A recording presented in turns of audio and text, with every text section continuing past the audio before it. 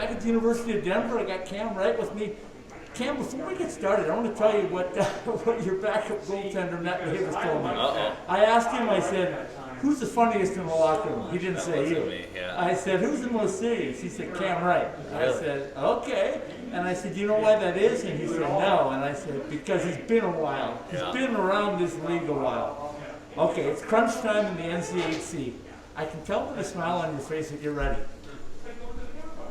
Absolutely, yeah. No, it's the best time of year. This is why we play. It's for the spring, so coming in here with a chance to win an NCHC championship and then make a run in the tournament, and it's the best time of year, so we're pretty fired up. Okay, so coming off of a really good season for you guys, a rebound season for Denver, you came in as the newbie. Yep. What's it been like from start to finish? Has it been what you expected, what you thought, different? It's definitely surpassed expectations. Obviously, I came in with the hope that we're going to be a good team and have a chance, and that's what the coaches were telling me when I was being recruited here. But yeah, these guys have been awesome, and it's been such a great year, and it's been a lot of fun. So just looking to cap it off with a good run here. I think to use the word "you fit in" or the phrase "you fit in" is an understatement because you jumped right in and been a huge part of this team. What's that been like? It's been good. It's been good. All these teammates have been great. They've welcomed me since day one, so it's kind of been easy, coming in here and just trying to prove to them and prove to myself that I belong here, and it's been great so far. And having great line mates and great teammates makes it easy to fit in. You've mixed in, but pretty much you've been working with a freshman pair of guys on your line. Yeah. How talented are those guys that you've been working with lately, at least? Yeah, they're special. They're special. It's pretty crazy to see, coming and playing with two freshmen who are 18 and 19 years, or 19 and 20 years old. It's pretty awesome to be a part of, and they just work hard and they value practice every day, and that's such a good thing, and they kind of understand what it takes to be at that level. So it's just been awesome to watch them and play with them, and I'm excited to see what the future holds for them.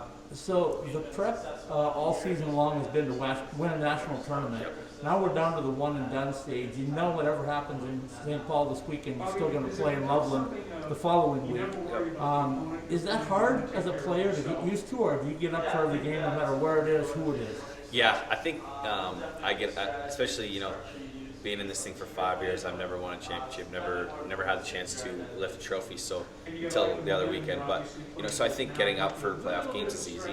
I don't think we're looking ahead to Loveland at all. I think Excel Center in St. Paul is our goal right now. We want to prove to ourselves that we're the best team in the conference, and we're going to try and do that this weekend. And like you said, single elimination, it matters. So we got to be ready to go from the start. You've been around college hockey for a little while now. I've watched for 40 plus years. I don't know that I've ever seen a team like yours that doesn't get too high, doesn't get too low. I mean, I thought there was going to be celebrations after the quarterfinal wins. I thought there were celebrations after the Penrose, and you do. I could tell that you guys enjoyed it, but you really don't let yourself get crazy yet, do you? No. When we celebrate, it'll be when we win a national championship in Boston. So that's our goal, and that's the end run, and everything else is a bonus. But our goal is to be in Boston and win a trophy there, and then that's when we'll celebrate.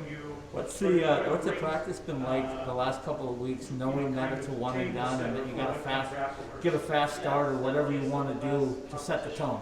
Yeah, I think it's just being sharp and executing, right? That's what it comes down to. You need to execute in those games, and also just managing highs and lows, like you said. Just, within a game, stuff's going to happen, but you only have one shot at it, so you got to be ready for everything and making sure we're staying sharp the whole time. Two things that can derail a team in a one and done. One is injuries, knock on wood that doesn't happen. Two is the temptation to lose your cool, if you will.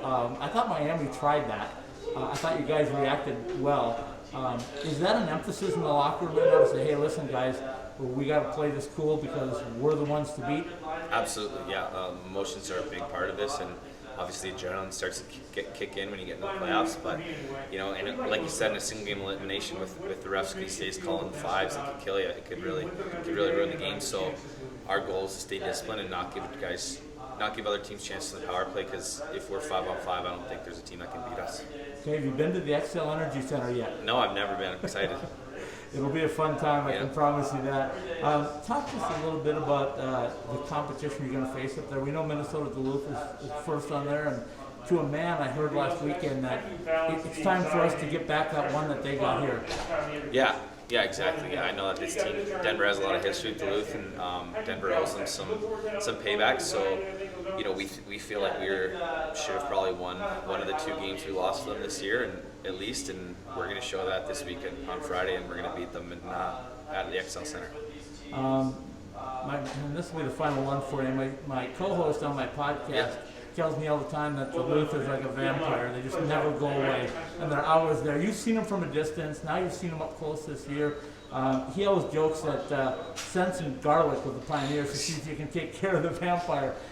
You feel that way about UMD? Yeah, for sure. Obviously, they know how to win, and they don't kick themselves in the foot, which is such a huge reason why they won back-to-back national championships recently. They know what it takes to win. So for us, it's just about doing the same thing, not kicking ourselves in the foot, and just taking it to them the whole 60 and not resting until that final whistle. Okay, by my count, there's 6 more games to go to win it all and to have that celebration in Boston. So I guess I'll see you in Boston. Yeah, exactly. Thank you, Scott. Thanks, Cam. Appreciate it. Appreciate it.